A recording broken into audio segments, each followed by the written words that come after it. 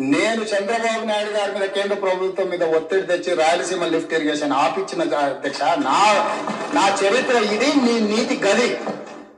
ఇవాళ నేను సూటిగా చెప్పదలుచుకునే వేదిక మీద నుంచి రెండు రాష్ట్రాల మధ్యలో మంచి వాతావరణం ఉండాలని ఇప్పటి వరకు నేను సాధించిన విజయాన్ని కూడా నేను చెప్పుకోలేదు అధ్యక్ష.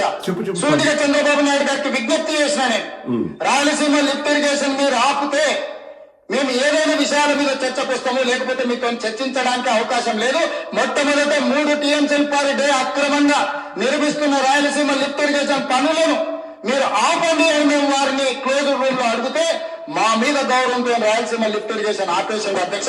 మీరు ఈ రోజు నిజ నిర్ధారణ కమిటీని సభ నుంచి పంపించండి. కూనంనేని సాంబశివరావు గారిని, అక్బరుద్దీన్ ఓవైసీ గారిని, బీజేపీ మహేశ్వర్ రెడ్డిని ఎవరిని కమిటీ చేస్తారో, ఇంక్లూడింగ్ బీఆర్ఎస్ మాజీ సాగునీటి పారుదల శాఖ మంత్రులు ఇద్దరున్నారు, చంద్రశేఖరరావు, హరీష్ రావు. వాళ్ళిద్దరు నాయకత్వాన్ని ఎవరినో ఒకరిని పెట్టి రాయలసీమ లిఫ్ట్ ఇరిగేషన్ పనులు ఆగినాయా లేదా, ఉత్తమ్ కుమార్ రెడ్డి గారు మంత్రి అయిన తర్వాత కాంగ్రెస్ అధికారంలోకి వచ్చిన తర్వాత ఆగిన వాళ్ళ నిజం నిర్ధారణ కమిటీ పంపించండి అధ్యక్ష.